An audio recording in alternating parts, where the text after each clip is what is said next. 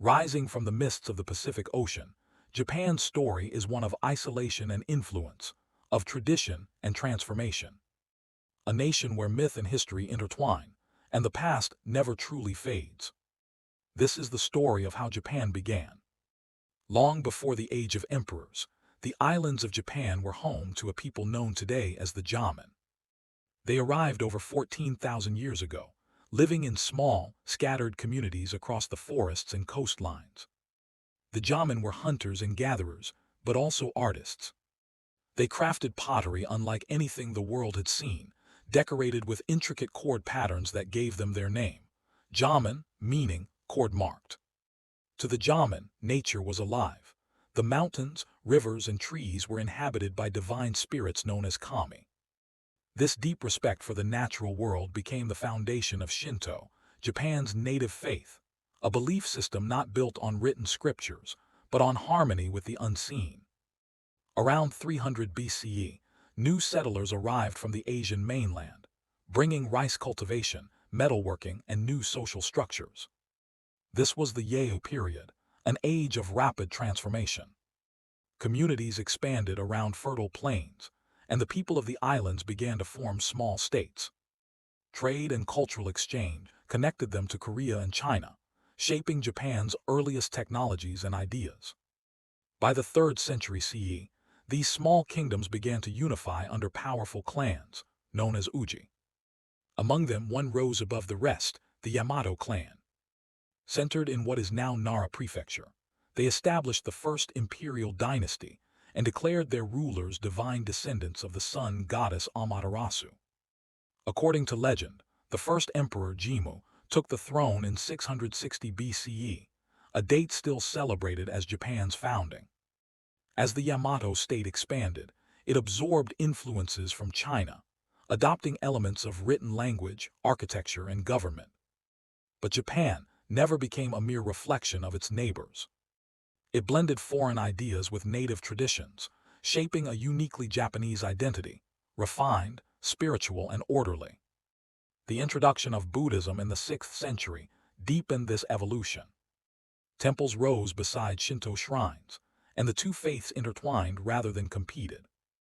It was a spiritual balance, a harmony between native nature worship and foreign philosophy that still defines Japan today. By the 8th century, Japan's imperial capital at Heian-kyo, modern Kyoto, became the heart of a golden age. Art, poetry, and court life flourished in the elegant world of the aristocracy. This was the era of the Tale of Genji, often called the world's first novel, written by Murasaki Shikibu. It captured a society of refinement, but also fragility. As the court withdrew into ritual and beauty, power in the countryside began to shift. Local lords, known as daimyo, built private armies to protect their lands. Their warriors, the samurai, lived and died by a strict code of honor, Bushido, the way of the warrior. By the 12th century, the samurai dominated Japanese politics. The Minamoto clan established the first shogunate, or military government, marking the start of Japan's feudal era. For centuries, Japan was ruled by shoguns while the emperor remained a sacred figure, more symbol than sovereign. The country endured wars, alliances, and shifting dynasties, but its spirit of discipline and beauty endured. Then in the 16th century, the outside world returned. European traders and missionaries arrived, bringing firearms, Christianity, and new ambitions. Yet fearing foreign influence, Japan turned inward. Under the Tokugawa shogunate, it entered a period of peace and isolation that lasted for over 250 years. Cut off from the world, Japan perfected its arts, from tea ceremonies and haiku to the craftsmanship of samurai swords and gardens that mirrored eternity. Then came the year 1853.